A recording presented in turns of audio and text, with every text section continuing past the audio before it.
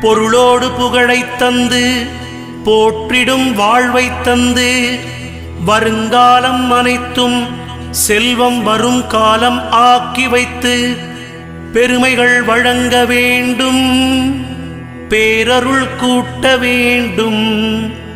அருள்மிகு குருவே, உன்னை அடிபணிந்து வணங்குகின்றேன்.